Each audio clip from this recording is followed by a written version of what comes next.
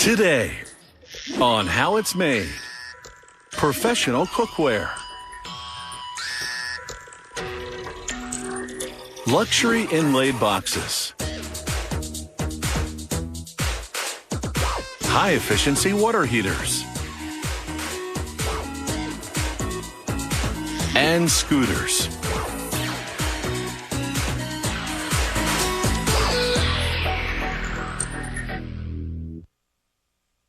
A quality pot and pan has the ability to heat uniformly throughout so that food cooks evenly.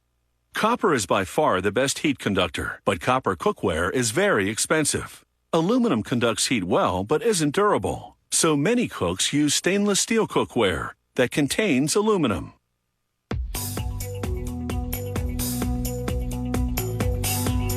This high-end line of stainless steel cookware has an aluminum core running throughout. Production begins with 2 stainless steel sheets. Using a spot welder, workers tack them together along one side. Then they lay the connected sheets onto an assembly fixture. A vacuum arm pulls up the top sheet, and they insert an aluminum sheet in between.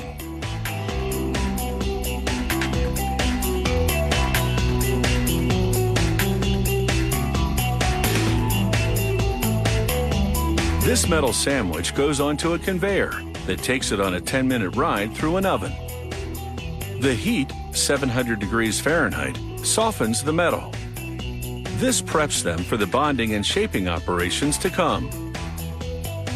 From the oven, the metals enter the first mill, which uses electric current to heat and bond the 3 layers into one. Now it's into a second rolling mill. This one strengthens the bond. That steam you see is the water-soluble lubricant evaporating against the hot metal. Now the bonded metal travels to a second oven for reheating. This further strengthens the bond. From there, it's into a 110-ton press. It forces down a die to cut out the starting shape of the piece of cookware they're making.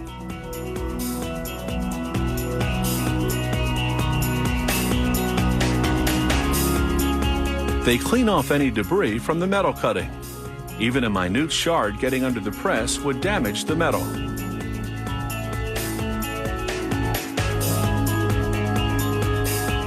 Now the disc goes into a 220-ton press containing a forming tool, which forms it into the shape of a 10-inch frying pan.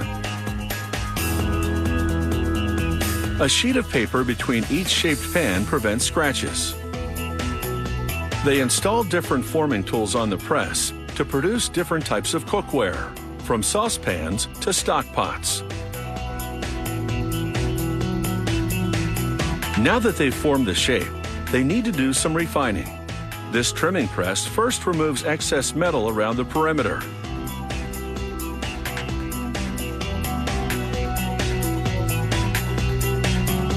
Next comes what they call edge conditioning.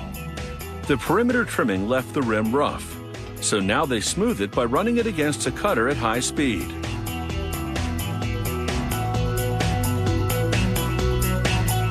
The next stop is a polishing machine with an abrasive belt.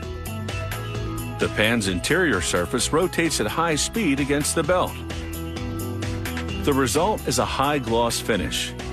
Now for the exterior.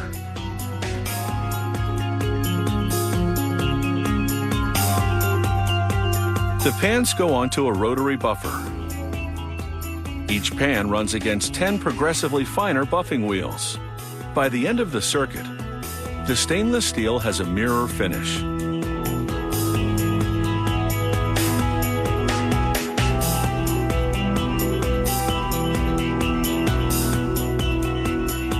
It's time to get a handle on this cookware. First, they use a press that's essentially an industrial-strength hole puncher. It applies nearly 20 tons of force to perforate the metal. Workers position rivets in the holes, then use another press to squeeze them flat. As the rivets spread outward, they secure the handle firmly in place.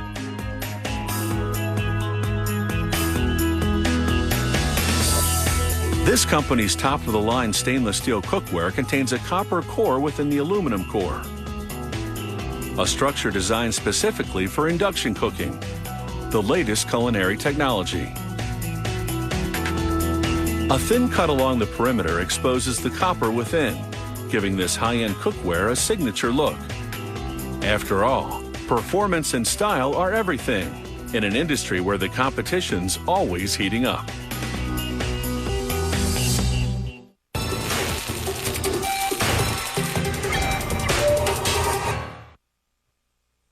For centuries, people have stored their possessions in special boxes, jewelry chests, watch cases, music boxes.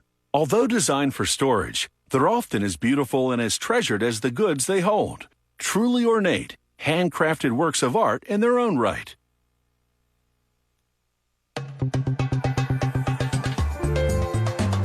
These wooden boxes are handcrafted and decorated with beautiful wooden inlay designs.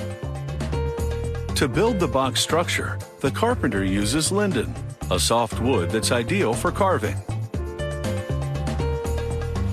He begins by cutting slots in each end of the four sides. Then he glues wooden inserts called biscuits into one side of each piece, leaving the slot on the other side empty. Then he assembles the sides by fitting the biscuits of each side into the empty slot of the connecting piece.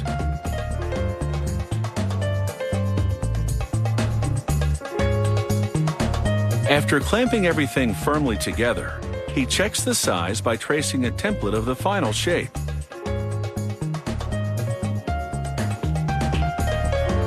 Once the glue is dry, this computer-guided machine cuts the sides to that shape.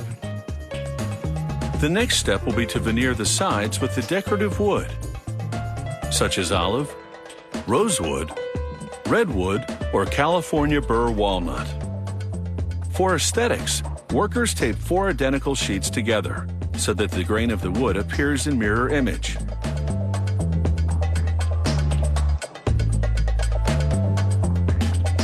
The carpenter then applies a coat of glue onto the sides of the box and presses on a piece of veneer. They've embellished this one with some inlay work beforehand. He presses the veneer flat to force out any trapped air. This design calls for a black strip of bolivar wood to ornament each corner. To make the box cover, the carpenter uses a machine called a pantograph. He moves the head in the middle over a model of the cover. This simultaneously moves routers on each side to shape a piece of wood to the same form. Meanwhile, the inlayer lays a drawing of the cover's decorative design on a stack of wood boards and cuts out inlay pieces for several covers at once.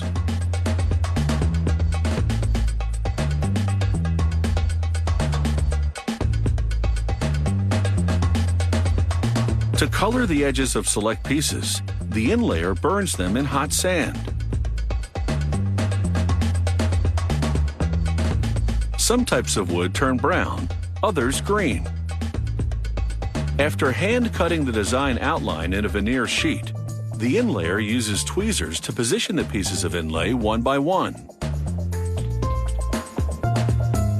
A sheet of adhesive paper underneath holds the pieces in place for now.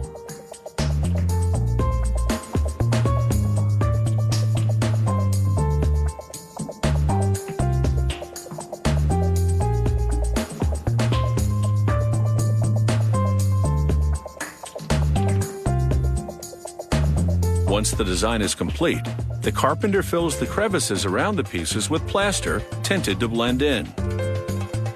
A final layer of plaster goes over the entire design to hold all the pieces in place permanently. Once the plaster hardens, he covers the entire inlaid sheet in glue, further securing the inlaid pieces. Now he flips it over, then peels away the adhesive paper, and voila!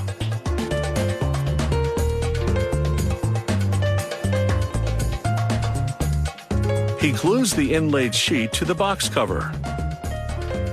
Pressing it down firmly is a delicate process when the cover's curved like this one. One wrong move and crack. After lacquering the edge of the cover, workers apply 4 coats of high-gloss varnish to protect the wood.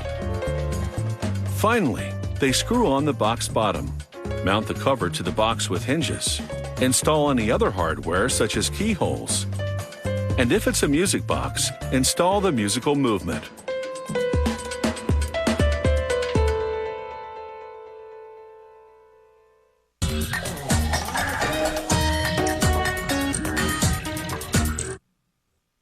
Conventional gas water heaters are only about 75% thermally efficient, but high-efficiency water heaters are up to 96% thermally efficient, meaning almost all the heat they generate gets transferred to the water. It's the unique heat exchanger that makes these water heaters so energy efficient.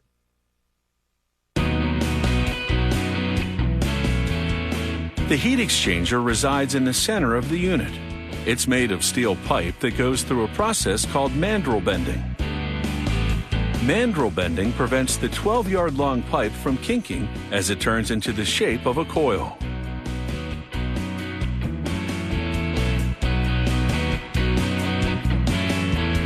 A welder fuses steel rods to the sides of the coil, making the flexible heat exchanger suitably ridged. Next, a machine pumps a ceramic enamel through the pipe from the bottom up to ensure full coverage. This coating protects the interior of the pipe against corrosion. It takes about 6 minutes to fully coat the inside of the pipe and drain the remaining liquid.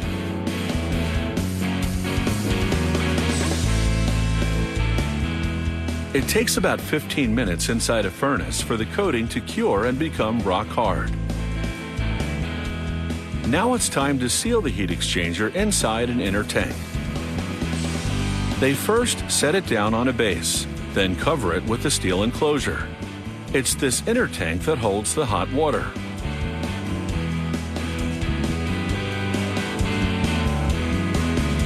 The tank then goes into a vertical press that pushes it down onto the base.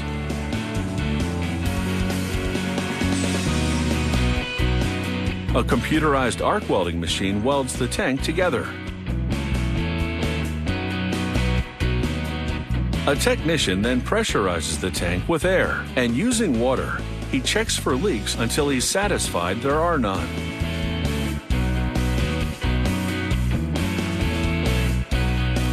He then pumps ceramic enamel into the tank, and a tumble coating machine shakes up the corrosion-resistant enamel, fully coating the inside of the tank as well as the outside of the heat exchanger.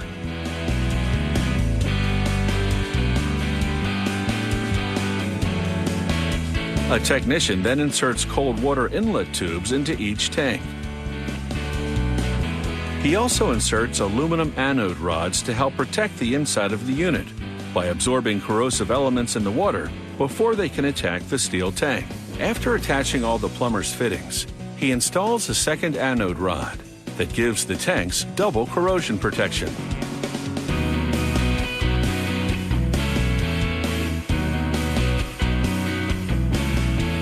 Now they put on what's called a rolling foam stop that helps them fit a painted jacket over the shell and maintain it in place. Here they attach the gas valve that is used to light the burner.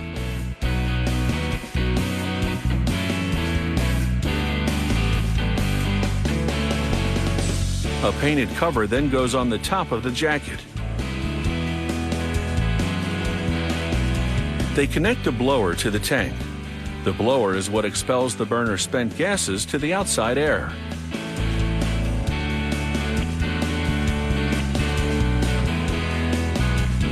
The next step is to hook up a burner to the gas valve. This burner is what heats the air that goes through the heat exchanger, which in turn transfers its heat to the water. A technician now fills the cavity between the inner shell and outer jacket with high-density expanding foam. This foam insulation is about 2 inches thick and goes all around the circumference of the tank to prevent heat loss. The unit then gets a cosmetic cover that conceals the blower. Finally, a technician hooks up and tests each unit. He follows strict quality control standards, which guarantee that the burner and all the fittings and connections are working properly. Only then is the unit ready for shipping. High-efficiency water heaters can deliver all the hot water you need and save you money while they're at it.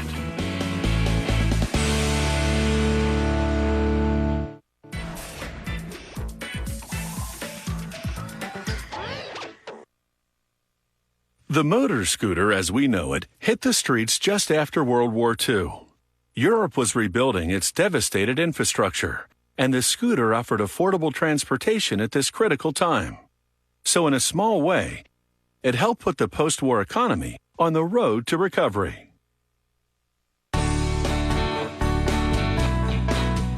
Many decades after it was first introduced, the scooter is still big on the streets, and the uncertain cost of fuel is one reason why.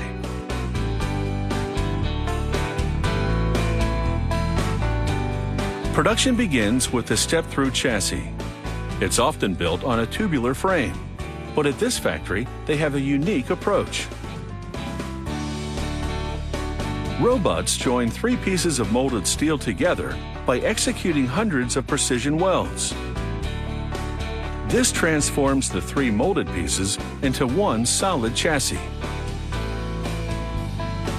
After rust-proofing and priming, the chassis gets a paint job and a clear protective veneer. They cure the finish by baking it on. Then they polish away any imperfections. The chassis moves down the line where a technician installs its radiator system. The next assembler clamps the radiator's wiring and hoses to the vehicle framework. Some plastic edging helps define the lines of the scooter. This model receives a 4-stroke 150cc engine, which will make this scooter a bit more peppy than some.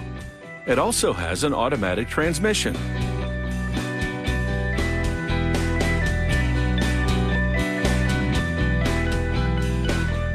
Once the rear wheel has been installed, the worker hoists the engine over to the chassis. He guides it into place just behind the passenger seat and then bolts it to the steel framework. Next up is the steering column with the front brakes and wheel hub already attached. The technician assembles it to a front fender. Then inserts the steering column in its slot at the front of the scooter body. Securing it is a delicate business.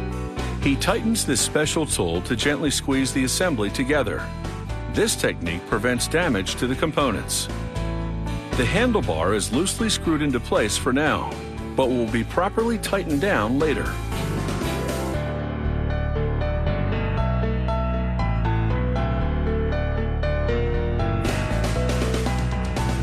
This scooter's front wheel has a 12-inch rim.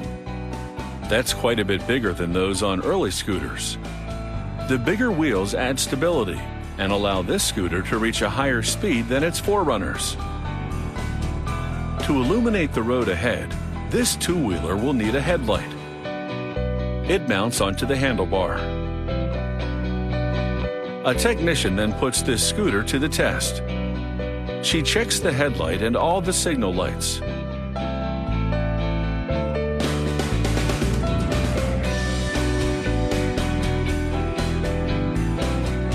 She engages the motor and throttles up to check both wheels and the speed gauges.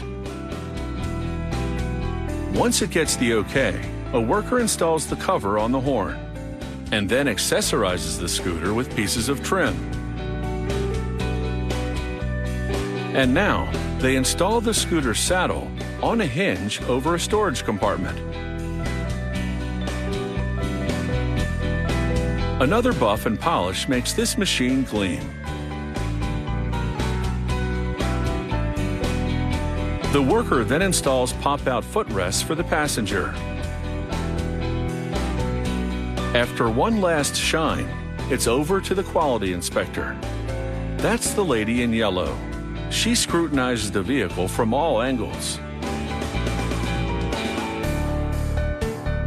And when she gives it the green light, this scooter is ready to merge with traffic. Life on the street can be tough, but this design has had a lot of road testing over the years, and that's what makes the motor scooter a classic.